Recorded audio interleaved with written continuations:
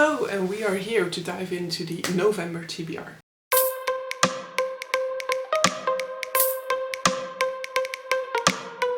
So, September TBR, October TBR has been challenging, so November TBR needs to be not that. Like, my December TBR is going to be anything but, so this is going to be like a little in-between, let's say. I will still have challenge in the November TBR, but I don't want it to be as sort of like challenging as the past few months, where I really have to like keep on track, count my pages every single day to make it. So I have 7 books on the TBR at the moment. I haven't actually calculated how much page counts they are worth. It will still be quite a lot because at least 2 of them are gonna be massive if they are anything like the sequels, and the other one actually looks super daunting as well next to me. So there will be a decent page count, but unlike November, I've also got audiobooks for 3 out of the 7, so that's already a huge win. That means that I can actually make some progress on my commute towards the reading goal, and even if the page count is still going to be quite significant, I still don't really think that it's like at the level where the past 2 months have been. I might still get to that page count in total, but then it will just be with like supplementing this TBR with other stuff that I'll decide upon in a moment, which is hopefully just gonna be a way to keep me feeling motivated, you know, keep me feeling like I can get through the pages and like the pages aren't like a requirement. I will say that like it isn't like I really like felt like that in October or in September, but definitely I feel like I could have done better in October if I could have like changed out some of my books, because the lack of audiobooks definitely worked against me there, and if I would have just then been Fate has discovered a piece of packing paper that she's now playing with. Yeah. I would have just been able to, like, if I just had allowed myself to replace some of those books, it would have just worked better, because then I could have gone through some audiobooks. So yeah, let's hope that a more natural mix in the month of November is gonna automatically help me out a lot as well. But so, November is the month of the sequel, the continuation of series, so I've got 7 books on here that are all sequels. Of some of them I've read the first one of in the month of October, but not all of them. So first up, let's talk about 2. This one, still need to read the first one in October at this point in time, with less than a week to go, so who knows, maybe that will also need to carry into November a little bit. But so this is Those Below by Daniel Polanski. This is a revolution story. The society is very heavily divided between those above, those in power, and those below. That's all I really remember. I do remember that this was a little bit more dense to get through compared to some of the other fantasies that I've read, but that it really paid out towards the second half of that book. So I'm hoping to get that feeling back with my reread of that book, and then hopefully dive into this one straight away now that I'm reacquainted with the information that was in the first book. Then I will also be continuing the Sandsea trilogy by reading the Ashfire King by Chelsea Abdullah. This is the daunting one that I was mentioning earlier, so definitely going to be over 500 pages, but it looks like it's even more than that, so it's good to know that it's 500 pages. The first one was 480. This is a trilogy which we're looking at a girl called Luli Al-Nazari. Her entire family was slaughtered in a raid on her on their Bedouin camp, and she is now known as the Midnight Merchant, an illusory character who sells djinn artifacts. She is going to be accompanied on a journey throughout this book by the prince of the realm, a boy called Mason, who has never really left the confines of his safe environment, and who's basically trying to get to see the outside world, get to live some adventures rather than his boring life inside the palace. And soon they will be definitely embroiled in a lot of plots that will definitely make his old uneventful life seem a little bit less boring and a little bit more as something that he should have appreciated more. But so yes, I've really enjoyed book 1, and I'm really enjoying my reread now. It's definitely been a little bit of a slower reread than I had anticipated, but I'm definitely in the swing of things now, and so hopefully I can carry that energy into the Ashfire King. There are 2 sequels for which the book isn't out yet. The book will be coming out in the month of November and I will be reading them immediately. The first one of these is going to be the sequel to The Will of the Many, so that is going to be The Strength of the Few by James Islington. I still have to figure out how I'm going to get my copy, but I think the most likely scenario is going to be that I'm going to have to buy it on the second day of release because the first day is unfortunately a bank holiday. But so yes, The Will of the Many is a book in which we're looking at a orphan boy called Vis with a secret past. He is working as a guard in one of the prisons of the Gatanan Empire. Basically, prisoners there are kept in these types of sappers that take away their will, which is then used by the higher-ups to strengthen their bodies and control mechanics around them. Vis is visited by a higher up who takes an interest in him, which is problematic since Vis's main goal is to try and stay under the radar while he looks for a way to survive within the society without ever having to cede his will to the higher ups. However, this higher up takes a real interest in him and decides to adopt him in order for him to infiltrate into some prestigious academy that seems to be having a few secrets to keep. And then the second one of these is the Blackfire Blade, sequel to The Silver Blood Promise by James Logan. This is a series in which we're looking at a guy called Lucan who was disqualified or like expelled from the academy for accidentally killing somebody in a duel. He is now kind of whiling away his life with drink and gambling. However, he finds out that his father has been murdered and his father left him one note with 3 words on it that lead him to the city of Safrona to find out what actually happens and to try and find his killer and bring him to justice. Along the way, he gets embroiled into a bigger plot, a plot that involves the entire city, that might involve some murder, plotting, maybe even a rebellion or a coup.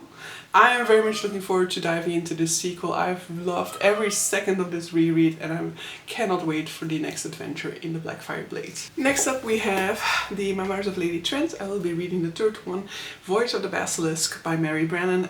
This is a series that is kind of set in a fantastical version of like Victorian England, and our protagonist is a girl, or she becomes a woman early on in the series, but she has always had an interest in dragons and finding out more about their anatomy, their behavior, and so she wants to become a scholar and do field work. However, in a society like that, this is not an acceptable position for a woman. However, she, through circumstances, finds a husband who is willing to support her in her first endeavor. So this is like the third of her adventures, and I'm very much looking forward to following those along. I find them to be really sort of like heartwarming, cozy reading experiences, so I'm very much looking forward to that in my reading month. And then I have 2 more that are sort of like fixed. One is the 7th book, I think already, in the King's Dark Tidings series by Kel Cade. Don't know the title, I will have a cover on the screen. And this is a book in which we're following a young boy called Reskin. A young boy called Reskin, who's basically been raised in this fortress where he's basically being taught how to be the perfect assassin, how to infiltrate high society and get what he wants, how to memorize everything that he would ever need to memorize. Basically been trained to be the perfect spy / assassin. And then one day, as he's about to graduate, he's given his final order, which is to kill all the people who were at the fortress to teach him. Of course, those aren't just going to go down, and so a huge battle ensues, and in that battle his masters are actually also left on the brink of dying, and they give him 2 obscure directives. They tell him to kill with conscience and to protect and honor his friends. And these are words that Reskin does not understand, because he has been trained to be the perfect spy assassin. However, he's never been treated as a fellow human being. He's never been treated as somebody with whom these people wanted to build a relationship. And so he very much does not understand concepts such as kindness, friendship, conscience, and so he does not really know what is expected of him. So he steps out into the world with no clear directive, and throughout the series we will definitely in the beginning see that his actions are very much guided by circumstance, by the people he meets along the way, and the things that they tell him that he kind of takes for granted. You know, when somebody refers to him as his friend, he's like, oh, okay, apparently I have a friend and now I need to protect and honor them.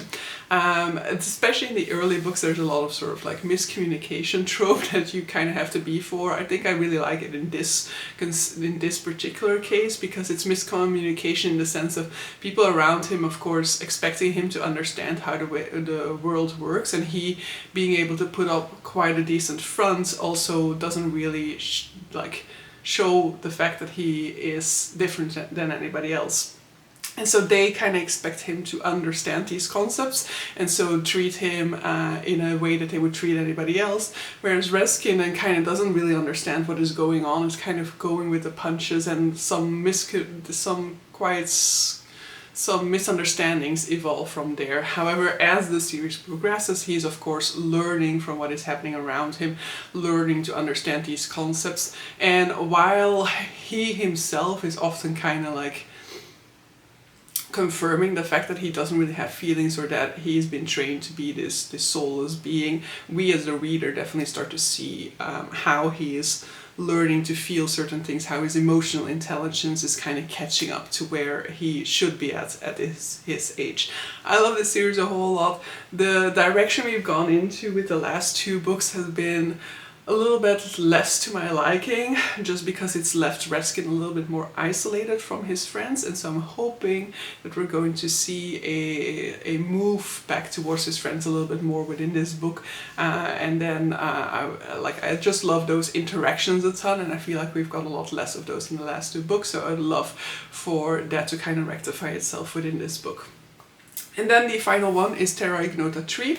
I don't even remember the name of the third one. Is it The Will to Battle or something like that? This is a series by Ada Palmer. And in this one, it's always difficult to describe this one, but basically we are told a story through our protagonist,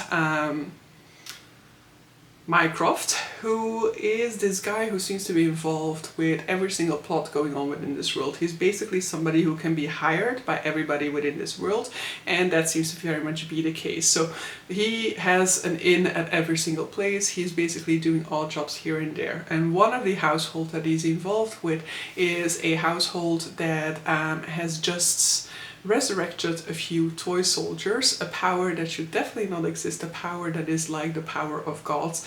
And worst of all, they are caught in the act by a sensei, who's basically a person who has like all this knowledge about all the different religions within this world, and who helps guide people in their choices. And so he catches them in the act, and they're basically kind of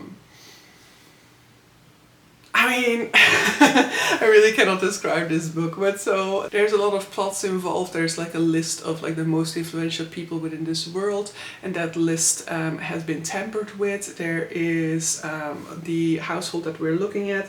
They control sort of like this sort of like taxi service that has also kind of been involved in some sort of a scandal. So there's a lot of things going on, a lot of separate plots that will merge together into one massive plot. And the storytelling style of this is also very unique, but it is very much a ride, and a ride that you kind of go on and just let the story take you where it's taking you, because a lot of the times I would definitely am a little bit like, well, wait, what's going on? Who are these people? Like, how is this all involved with one another? And definitely with the first and the second one, I would say like the first one leaves you with a lot of questions, and the second one kind of goes back to answer those questions. And I've actually just read that from one other person that they said that originally the first and second book were planned to be one book, so that would kind of make sense. But so yes, going into the third book, going into what is probably a new adventure, so very much looking forward to being dragged along for the ride again. And then if I am gonna add another potential into this TBR, but I definitely say that as being a potential, I could pick up other stuff, I could decide that, you know, I cannot get to anything aside of these seven, but if there is room for something else, then this is something that I might pick up, which is Human Rites by Juno Dawson, the third and final book in the Her Majesty's Royal Coven series. And so I've really enjoyed that series a whole ton, so it would be nice nice to finish it out before the end of the year. And so this is a series in which we're looking at a coven of 4 witches who have now all grown up, and some of them are less involved with the magical world at this point in time. Some of them have normal jobs in the regular world, but 2 of them are actually leading 2 separate covens. And so one of these 4 friends is basically asked to give her opinion about a child that they have found, a child that they believe is essential to a dark prophecy that reigns. And so we take the story from there. Love this story a whole lot, love the sort of like modern witch aspect of it, love the friendship aspect of it. This also has trans representation, and I thought it was really powerful and well done. And yeah, I was sucked along for the entire ride. And so I'm eager to see where we go with book 3 now. So yeah, that is going to be my November TBR. Those are the books that I'm mentioning here. As said, I might deviate. I will not deviate, probably in the sense of like not getting to any of those, except for the potential I've just mentioned. But you know, I think that there's room for other stuff on there as well, but I'll just leave that up to last minute decisions. But so yeah, with that, I'm gonna end this video. Hope you guys enjoyed it, and see you guys for the next one. Bye!